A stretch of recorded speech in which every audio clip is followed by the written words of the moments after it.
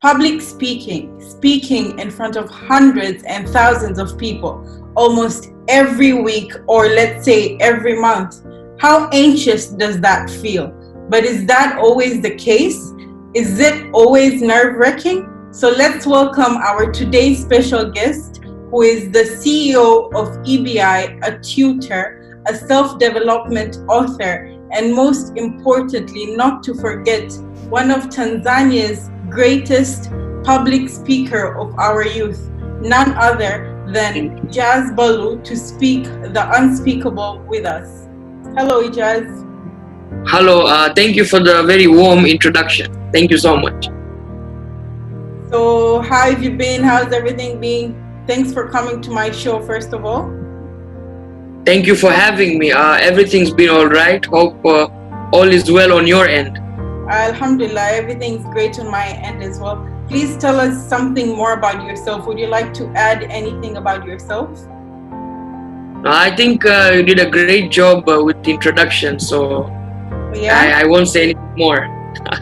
So tell us about, public speaking is something that so many people find it very anxious to do, and it's like very anxious to them, and it's nerve-wracking to other people. Like I'm one of them, definitely.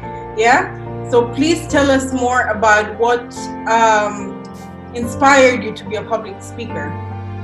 So to your first question regarding public speaking being nerve-wracking. Yeah. So I agree. Public speaking is nerve-wracking. It's anxious, and that's a fact. Yeah. Nobody can deny that public speaking does make you feel a sense of trepidation, anxiety, but that's natural. For every student, before going to do an exam, there's a sense of nervousness. Yeah. Before a student goes to play a football match, or even a professional football player, before going out to the field, he feels a sense of nervousness. Yeah. So it's very normal to feel nervous, to be anxious. But what's important isn't to let that fear stop you from public speaking, isn't to stop you from going out and speaking. Yeah. So nervousness will always be there, and it's a good sign to be nervous, because then you don't become overconfident. Yes, it helps you cope with the environment. Correct. Because at the end of the day, public speaking is a responsibility. You are sharing content or information with a large group of people. Yes. So nervousness will always be there, but the nervousness should not stop you from speaking, because nervousness will be there. And the more you speak, the more you practice, the more you are invited for public talks, and you go for these public talks and you deliver addresses in front of large multitudes of people. Yeah. That nervousness decreases. So definitely anxiety does decrease, but it doesn't just vanish or fade away. Every speaker, professional, starter, they will have difficulties and challenges. Yeah. But that's how it is with public speaking. So like before you start your speech, your public speech, what are some of the ways you try preparing yourself to it? Like, it's not an easy thing. How do you prepare yourself before your speech? Thank you. What I do is I just am myself. I don't really do anything much. If you talk about preparation of the talk itself, my presentation. So firstly, I make sure before I go for any event, I'm prepared. Prepared in the sense that I'm not just going there and in Kiswahili they say unaenda kuchapia. No.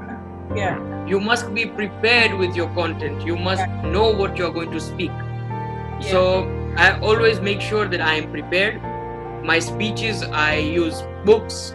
I use speeches of other people. Of course, I cite them as well. I don't just copy their content and use it. No, I cite their work. And so long as you are yourself when you are on the stage or when you are speaking in front of people, don't just lose your own self, your own individuality. A lot of speakers do that. They want to copy other speakers and they lose their own individuality. Just be yourself. Talk like you normally talk. Like I'm talking right now, when I talk to my parents, when I talk to my friends, and the way I talk in public is normal. I don't change anything. Yeah, that's a really great point. I really like that point where you mentioned that when you're speaking, you should speak like yourself and not try to speak like someone else. That's a very great point. That's really great. And you know, you've been a public speaker like since I've known you, since forever, right? How was your, obviously with time, because right now you have given too many public speeches and you know, things like that, it's like a normal thing for you to feel that way and go to you know, public areas and speak. But how was your first public speech and how old were you at that time? How did it feel like to be out there for the very first time? Thank you for the question. My first public talk, I remember, was when I was 14.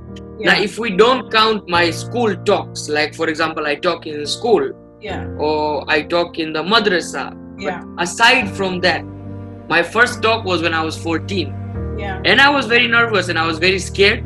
Yeah. And if you tell me right now to listen to my first talk, I'd say, no way, I don't even want to listen to my first talk. Obviously, it was a good talk. Yeah. I'm not saying it wasn't a good talk. It was a very good talk. But still, there was always room for improvement. I never knew the words public speaking. I never knew a lot of the speakers I know today, a lot of the international orators. Okay. So I took that step, the first step. A lot of people say that wait till you become a professional, then start something. No. Start and you will become a professional. Yeah. So I started my public speaking career without being a professional. I'm not saying I am a professional, I'm not. But you eventually improved. You eventually take steps to improve yourself. Now, that's wrong when you say, nah, I'm the best and I'm perfect. No. There's always room for refinement, improvement. So I think that answers your question regarding my first talk. That's really great. Like, you know, even they say that if you are never embarrassed by your first work, that means you have never improved, you know? True. So have you experienced a time where your audience were enraged after one of your speeches or anything?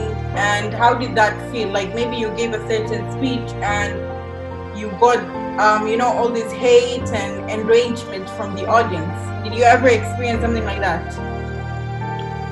Not very often, because I basically speak on very general topics and unifying subjects. Yeah. But obviously there were times where, so audience as a whole, I've never really experienced rage from a roaring audience. But I have experienced people who come to you after the talk, who criticize you for, sometimes they critique you for a good reason.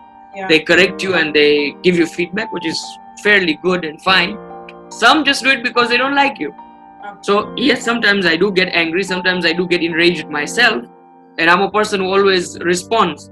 Yeah. And that's a problem. And it's a challenge. Sometimes when you are outspoken, yeah, it becomes a problem. It's a challenge. Yeah. And now again, we have to know how to control ourselves, because some people, I mean, they're not going to change their opinion about you. All you have to do is ignore, move on with something else, because some people are never going to change. So I think when you are giving a public talk, it is important that instead of focusing on those who don't like you, which is always a very small minority, yeah, focus on the people who've come for you, people who are intrigued by your talk, people who are interested in your talk. Yeah. So I used to do that a lot in the past, that I'm giving a speech. I hope this group of people who don't like me start liking me. Okay. And I forget about the rest of the audience that's come. No. To hell with those who don't like you, because they're not going to like you anyways. Yeah. Yeah. But prove to them with your talk that no, look, people do like my speeches and they're going to enjoy. However, I would still say that in the actual public speaking industry in Tanzania, like with the orators and speakers, you rarely have that case. It's like a very pure and positive industry. I have never heard, and this is with all honesty, yeah, one public speaker attack the other public speaker or badmouth the other speaker. Never. That's really this nice. Industry is beautiful because everyone is positive and we all want to learn from one another. And I think because it's even you know, a place like Tanzania, it's a place where people are creating opportunities, everyone's growing. So it's like, you know, a new industry. You know, it's not like the other well-developed or super developed countries where people are way ahead.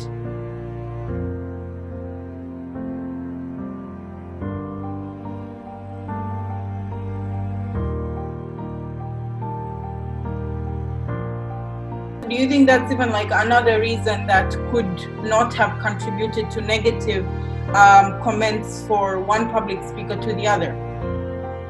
True. Yeah. Okay. So have you ever had planned for a speech, okay, and you were expecting maybe negative reactions from your audience, but you didn't get that, you got a positive reaction instead? Did you ever have any kind of a speech like that? Yes, I gave a speech recently only regarding the subject Black Lives Matter. Okay. And why it's important for all of us to come together irrespective of our race, ethnicity, culture. I mean, we're all one human race, and people normally forget that because of this tendency of supremacy and dominance that human beings feel over the other race or ethnicity.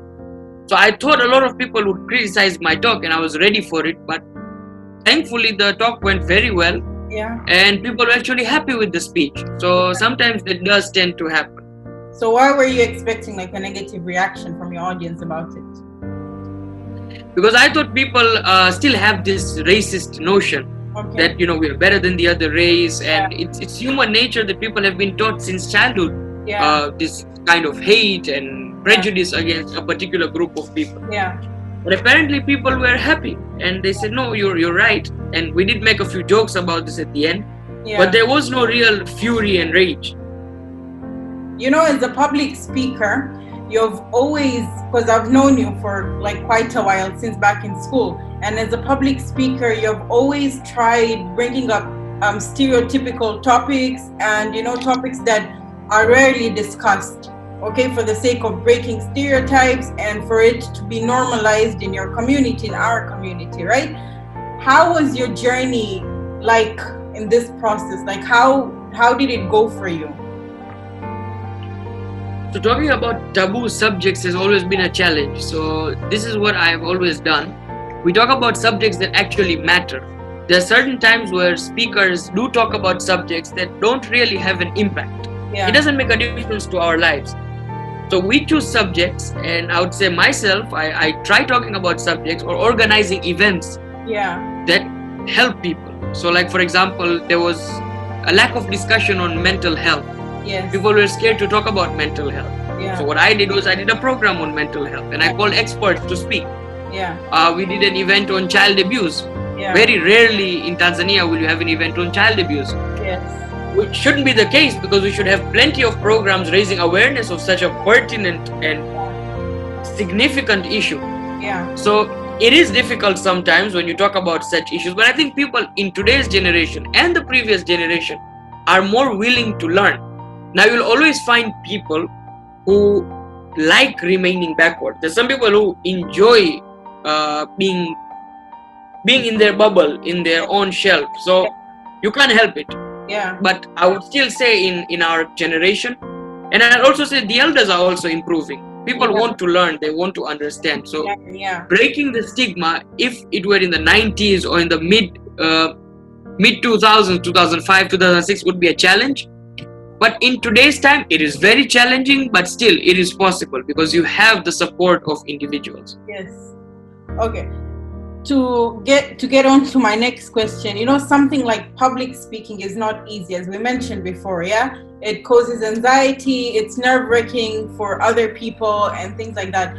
How do you cope up with that stress of public speaking? Because I don't know about you, but at least for me, I can say that, you know, every kind of work has some kind of stress, right? And especially with you go to different countries to give speeches. It's just not in, you know, Tanzania specifically. You travel to give speeches and everything. How do you cope up with the anxiety and the stress of it? As I mentioned beforehand, anxiety will always exist. There's no doubt that you will always be scared before a public talk, because it's a responsibility. You are sharing information and data with people. So you are technically programming them to understand a certain subject. How do you cope with anxiety is be prepared. Always practice before your speech. So for example, you may have a friend who's close to you, call that friend and say, I want you to listen to my talk and give me an honest feedback. Yeah. I normally rehearse in front of my parents, so before any talk, I make sure I speak in front of them. Yeah. You can do that with your relatives, your friends, anybody else can just do it with their co-workers or their classmates. Of course, there's a sense of seriousness that's required when you're doing that rehearsal. Yeah. But the fact of the matter is, if you practice, if you're prepared with the information that you have, and you keep on doing it, if you keep on public speaking, if you keep on delivering addresses in front of people, the more that anxiety will decrease. Yeah. And it's true, public speaking is the greatest fear. Yeah. In fact, a lot of people say in statistics wise and research based, that public speaking is even more scary than death. Yes. A lot of people will say, I'd rather have a gun on my head than a mic. So it is scary, it is frightening, but the more you do it, the more it becomes easy. It's like swimming, it's like any other sport. Yeah. So, according to, like, as I was getting into that and you briefly even stated about it. So according to, like, National Institute of Mental Health, like, at least 75% of the population are afraid and are super anxious when it comes to public speaking, right?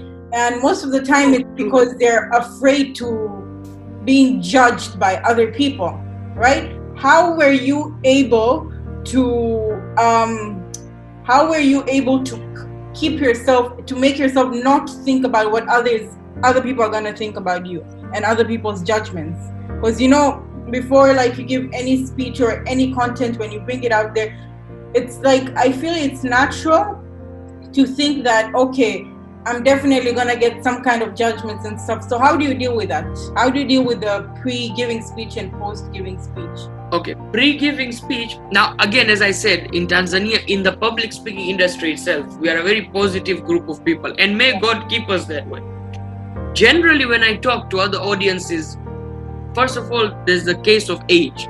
Yeah. I'm quite young, and a lot of people may say, who is Ejaz to talk to us? Yeah. A group of elders, we know more than him. So that's one.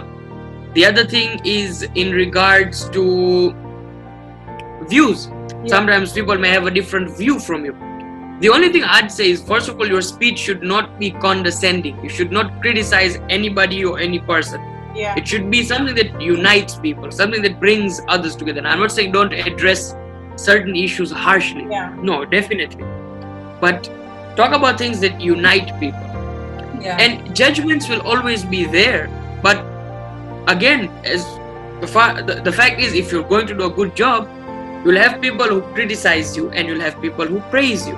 Yeah. So you focus on the ones who are supporting you, the ones who are praising you, the ones who are with you thick and through thin. Yeah. You won't really struggle. So obviously people will criticize, they will attack, they will use condescending language, and sometimes it's hard to control yourself and you do get into tussles and arguments. Yeah. But all you need to do is focus on the people who really love you, people who really support you. Yes. And that's it. So, for everyone that knows you, knows that public speaking has been your passion. Like, it's in you right now. We can say that, right? Beautiful. How were you able to change this passion into, like, a paid career? I think persistence is very important. You keep on doing it. A lot of people who like art and they like, for example, drawing or coloring or comedy, yes, emceeing, they start, or photography or videography. Yeah. They start and they're good at it, but because they see that hakuna malipo, there's no money. Yeah. So I don't want to continue. I don't think that should be the case, because if you keep money first in anything, you will not succeed. Yeah. So the first thing is you have to continue. And till today, in majority of my events, I don't get paid. Yeah. I charge if you come and seek training from me. For example, I want to do a course on public speaking. Obviously, I'll charge. Yeah. You want to buy my book, I'll give it to you. Although I've given lots of free copies of my book to a lot of people. So when I go for certain events, I'll give a free copy. But converting your passion into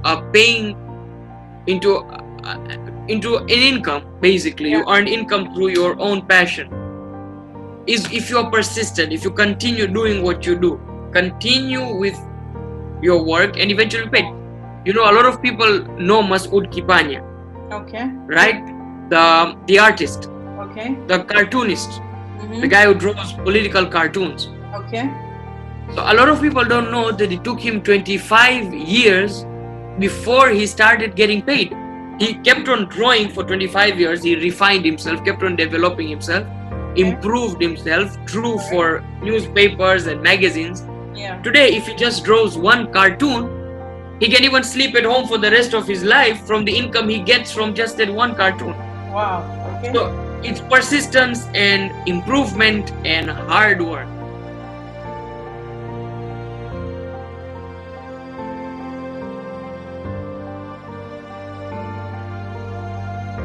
You're an author, you're a CEO of EBI, you're a tutor and a public speaker, okay, and a student as well at the same time, right? All these roles have major tasks to accomplish. How do you handle all of these things together? How do you manage your time to do what you love, to study, and you tutor, you do a lot of things. How do you handle all of these things? As I said, if you're passionate about something, you'll obviously make time for it. Yeah. So if you're good at, let's say, public speaking doesn't only encompass giving speeches in public or talking in front of an audience. Public speaking also means your way of communication. Yeah. And the way you talk to people. So you can become a very good teacher if you have good public speaking skills. Yeah. So many a times, we studied IB together, right? Yeah. So we had teachers who we couldn't understand sometimes, although I rarely complain about teachers because I like being their pet. Yeah, totally. But there are teachers that we don't understand. The reason we don't understand, a lot of students say, oh no, his teaching style isn't good. I don't know, he's not prepared, blah, blah, blah. The truth is, none of this is true. The only problem is perhaps his communication style is a problem, or her communication style is a problem. Yes, totally. So if all teachers took public speaking courses and developed how to become good and proficient talkers and speakers, you'd have a very good school. Yeah. So tutoring, if you're a good communicator, why not? I teach. And in regards to managing my time, I believe that if you complete all your tasks beforehand. So if you're given, let's say, a task that you're supposed to complete in 1 month, try finishing it as fast as you can so you can move on to other things. A lot of people let me wait for the last week before I start. No, why don't you just do it on week 1 and get it done with? All right. So that was the last question. Now we're heading into the last round, okay? So this is a bit of a fun round, right?